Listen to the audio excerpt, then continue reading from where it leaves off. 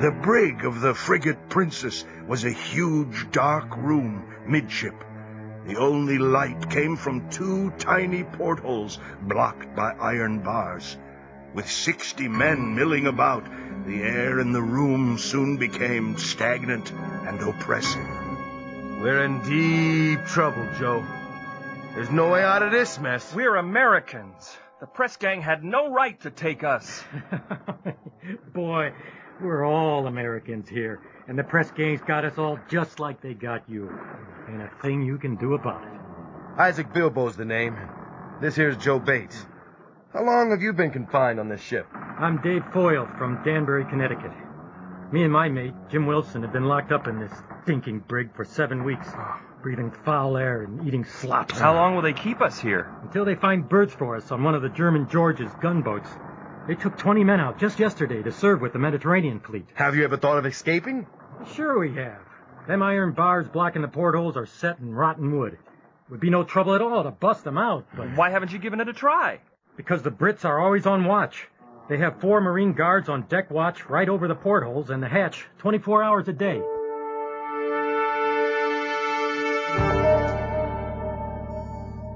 So we cut the bars, then we slip out the porthole and swim for the docks.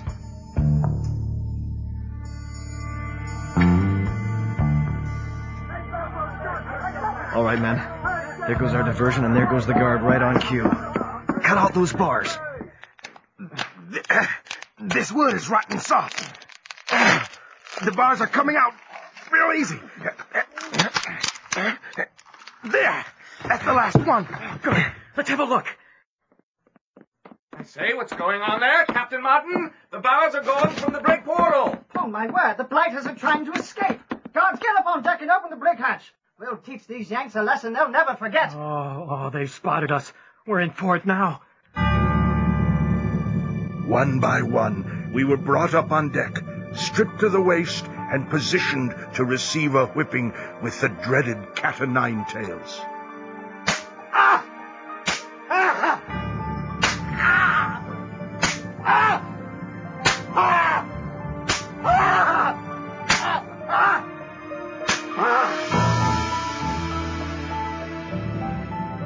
The rest of ye swabs are getting a reprieve.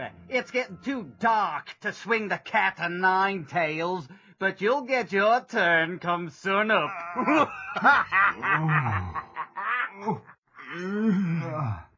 Bilbo, come on. Let's do what we can to help these men. We worked with the whipped, wounded men all that night, knowing that this was to be our fate the next day. With some alarm, we watched the dawn seep through the portholes. But instead of whipping all 60 of us Americans, we were transferred to a frigate that was weighing her anchors to put out to sea. After a few days of rough sailing, we came to the port of Plymouth. There, we were put aboard another prison ship, Salvadore del Mondo. After that, the prison ship, Rodney. Aboard the Rodney, months passed. I had been an impressed sailor and prisoner for 3 years. With winter coming on, sailing on the Mediterranean would become impossible. The Rodney made for the island of Minorca and anchored in the port of Ma'an. Time passed, and then one day we were summoned on board for an important announcement. It is the policy of His Majesty King George III to relieve any vessel with 3 years' continuous duty and return it to England. The Rodney is going home, boys.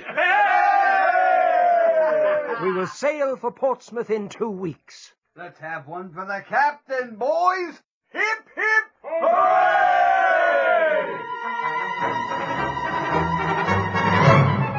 Bates! Yes, bosun? Report to the quarterdeck. The captain wants to see ye. What does he want, do you know? Yes, I know what he wants. And you'll know soon enough. Seaman Bates reporting as ordered, sir. Oh, yes, Bates. I have some news for you. You have been a thorn in my side ever since you stepped aboard my ship. So I take great pleasure in telling you this. You will not be going back to England with the Rodney. Not going back to England? What? Where are you sending me? Well, you and 49 other men are being transferred to the HMS Swiftshore. But Captain, the Swiftshore has just arrived in the Mediterranean to begin a 3-year station. That's right, Bates. And you'll be on her. What? Dismissed. But, sir, that's not fair. Who cares about being fair, Bates? It is my feeling that you are getting your just deserts. But now, I said, dismissed. The Swiftshore, my new ship in captivity, was anchored at Port Mahon, but it soon was underway. In the meantime, the War of 1812 began between the United States and Britain. One of the causes, impressment. Yes, what is it? Sir, we understand that war has commenced between Great Britain and the United States. Yes, that's true. What of it? As Americans, we do not wish to be found fighting against our own country. Therefore, it is our wish to become prisoners of war.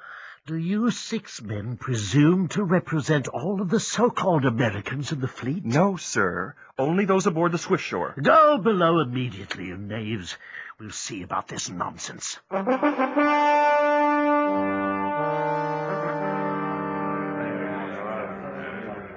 We've been in this filthy bilge for 2 months now. Scanty rations, no rum allowance.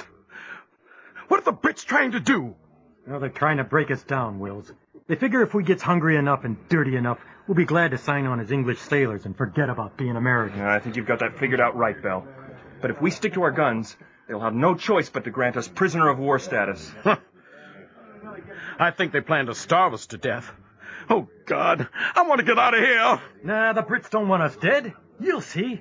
Pretty soon they'll start working on us, trying to convince us to join up with them. Well, I'm never going to work ship for Great Britain again, no matter what they do to me.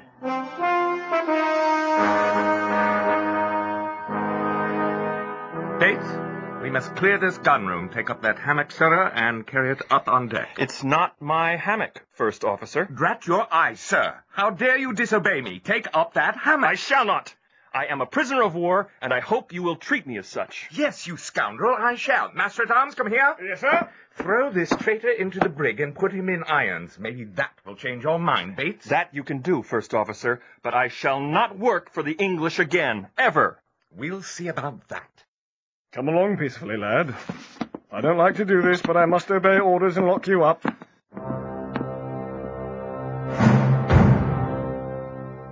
After holding us Americans aboard ship as prisoners of war for 8 months, we were sent to Gibraltar, and from there to England. Quiet down, you blokes. I want to make you welcome to His Majesty's newest luxury hotel, the prison ship Crown Prince. What? You Yankee doodles don't appreciate a bit of humor? Very funny. This rotting old hulk was designed to accommodate 300 men. They have over 1,000 on board already. And we're 200 more, Joseph. Where will they put us all? All right, you scum, down the hatch with you. Hurry now, or the master-at-arms will tickle your backs with the cat-o'-nine tails.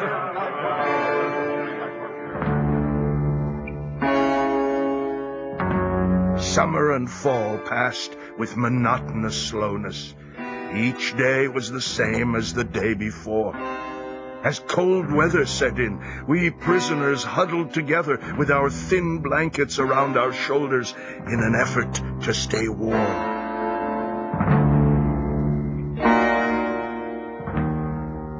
Come and get it, you blokes, your daily ration of bread. Hurry it up, form a line. Stop up here now, and the cook will give you your biscuits. Hey, wait just a minute. This ain't our regular ration. These are biscuits instead of our soft brown bread. What's going on? Quiet, you scum! Up to now, you've been receiving from the bounty of His Gracious Majesty 1 12-ounce loaf of bread each day. Well, we're making a change. What do you mean, a change? As you may know, we have an ample supply of ship's biscuits on board. From now until further notice, you will each receive 9 ounces of biscuits instead of your loaf of bread. Quiet down, you loud. Shut up, I say. You Yanks have nothing to complain about. 9 ounces of biscuits is equal to 12-ounce loaves. It ain't the same! We don't want your biscuits! We don't want your biscuits. You take them and toss them into the sea. That's right. When you blokes get hungry enough, you'll be glad to have the biscuits. Come on, cook. Have your mates take the biscuits back to the galley. Take them back,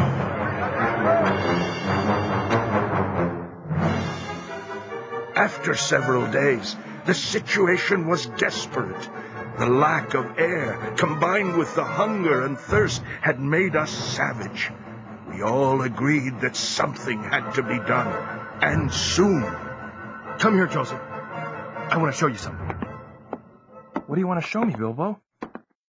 What you see there in front of your nose is the bulkhead that separates our stinking prison from the quarters of the sailors, marines, and their wives. It's a double bulkhead, you see, and the Brits feel safe behind it. What are you planning, Bilbo? You'll see, boy. Come 10 o'clock tonight, all Hades is gonna break loose. I got the torches ready, Bilbo. I melted down some soap fat into the fry pans with strips from my shirt as wicks. Good boy, Wills. What about the battering ram? Bell and some of the other boys have taken down a heavy oak stanchion from the upper deck. It should do nicely. Fine. Now, who's in charge of the water tins? Tom Grant. And he has our drummer boys all ready to go with the loudest music you'll ever want to hear. Bilbo, this sounds like trouble to me. You bet it's trouble, Joseph, but not for us. Don't worry, boy. Everything is under control. Now, listen up, men. 10 seconds to go. Get ready. 10, 9, 8, 7, 6, 5, 4, 3, 2, 1, go! Battering ram crew, go!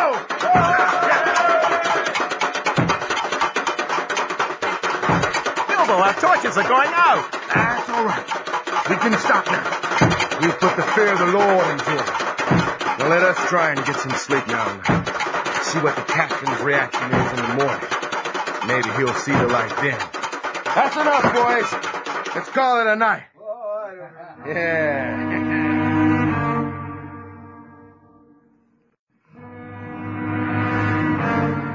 Hey, look, men. They're opening the hatch. Sunlight. Fresh air. Ah, Bilbo, it smells so good. Who's in charge in there? I guess I am, Captain.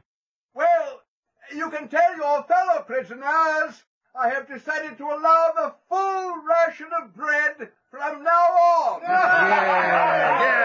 Yeah. Providing there are no more disturbances such as we had last night. Come up on deck, one man from each mess, to receive a 3 days' allowance. Also send a water detail.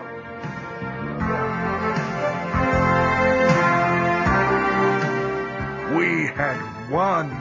Our full ration of bread was restored, and we ate until we were stuffed. What a celebration!